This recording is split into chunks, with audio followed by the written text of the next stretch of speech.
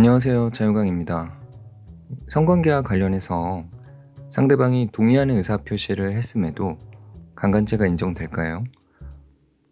이때는 동의 자체에 포인트를 맞추기보다는 동의가 어떠한 과정에서 나왔는지가 중요합니다. 오늘의 사건도 성관계 후 상대방이 관계에 동의하는 취지의 의사표시를 해서 다툼이 있었던 사건입니다.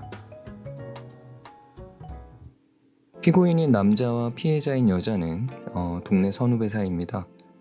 2000 몇 년 몇 월 며칠 여자 A는 자신의 친구 B와 술을 상당히 마신 상태였습니다.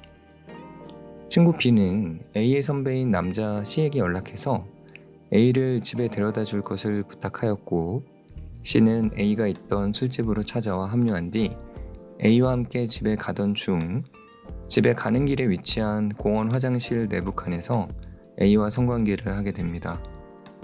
이후 A를 집에 데려다 주었고, A는 자신이 직접 비밀번호를 누르고 집에 들어갔으며 떠나는 남자에게 잘 가라고 손을 흔들며 인사하기도 했습니다. A는 다음날 술이 깬 뒤에 C에게 나에게 왜 그랬냐 라는 취지의 문자를 보냈고, C는 미안하다는 사과를 했습니다. 사과를 받은 뒤 A는 경찰서를 통해 술집에서 자신의 집까지 가는 길에 설치된 CCTV를 확인한 이후에 C를 고소하게 됩니다. 이 사건에서 중요 증거 중 하나는 남자 C가 성관계 후 A한테 혹시 내가 너랑 한 거 싫었어? 라고 묻는 말에 A가 아니 라고 답을 하는데요. 이러한 대화를 녹음한 녹취록이 중요 증거였습니다. 제1심에서는 무죄가 나왔습니다. A가 남자 C와 대화를 하면서 집에 갔고, 또 성관계 후 남자 C의 묻는 말에 A는 아니라고 답한 점, 또 A는 자신이 비밀번호를 직접 입력하며 집에 들어갔고 남자에게 잘 가라고 손을 흔들며 인사를 한 점 등을 고려해 볼 때 A는 자신의 의사로 성관계를 했다라고 판단한 것입니다. 그런데 제2심에서는 유죄가 되었습니다. 이유를 살펴보면 피해자의 진술, 즉 자신이 취했을 때 강간을 당했다라는 진술이 신빙성이 있다는 것입니다.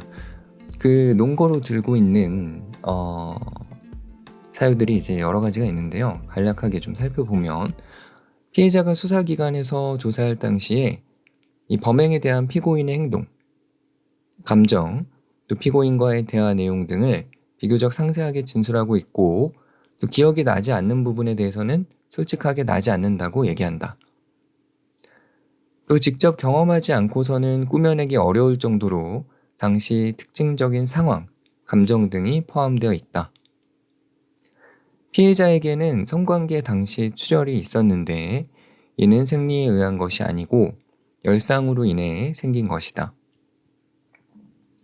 피고인에게 다음날 추궁하는 취지의 메시지를 보내자 피고인이 미안하다고 답변한다. 피해자가 성관계에 동의했다면 사과를 할 이유가 없다.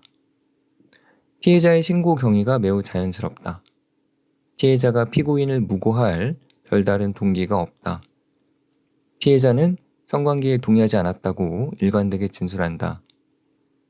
본 사건 전에는 피고인과 성관계를 한 사실이 없다.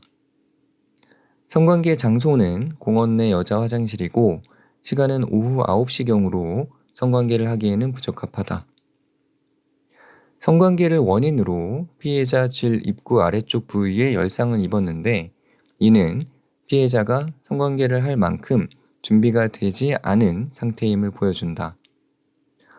피고인이 혹시 내가 너랑 한 거 싫었어? 라고 질문하자 피해자는 아니 라고 답하나 대화 당시 피해자가 술에 만취한 상태였던 점, 위 대답 이후에 좋았다는 감정을 표현하지 않은 점, 성관계 후 피해자가 싫지 않았다라는 취지로 말하였다고 해도 소급해서 성관계 전에 사전 동의가 있었다고 볼 수는 없는 점,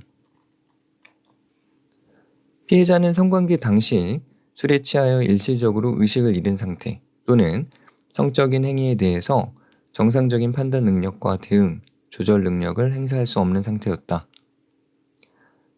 당시 CCTV를 보면 피해자는 술에 만취한 사람이 전형적으로 취하는 모습을 보이고 있다.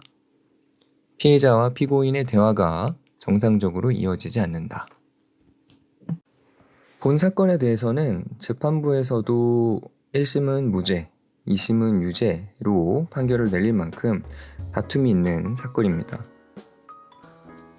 이 사건에서 중요한 것은 성관계에 대해 상대방이 동의하는 듯한 의사표시를 했다는 것 그 자체만으로 성관계에 합의했다는 것을 의미하지는 않는다는 것입니다. 이게 무슨 소리냐 하면 동의의 의사표시가 어떤 상태에서 나온 것이냐, 예를 들어 상대방이 만취한 상태에서 나온 경우라면 그 사람의 진정한 의사가 아닐 수 있다라는 것인데요. 이 외에 당사자들이 어떤 관계였는지, 처음 본 관계냐, 아니면 오랜만에 만난 관계인지, 아니면 가까운 사이인지, 혹은 성관계가 이루어진 장소, 시간, 방법 등도 강간죄의 성립을 판단하는 기준이 된다는 것입니다.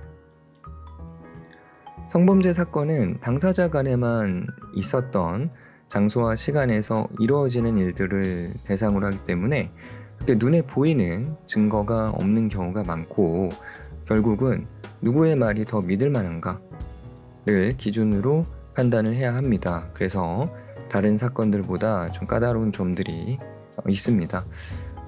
이런 성범죄 사건을 다수 다루는 그 변호인의 입장에서 좀 보면 여러 단서들을 통해서 결국 그날 당사자 간에 무슨 일이 있었는지를 추적해 갈 수밖에 없는데, 어찌되었든 간에 애초에 좀 오해나 시비거리가 생길 수 있는 행동은 자제하는 게 좋습니다.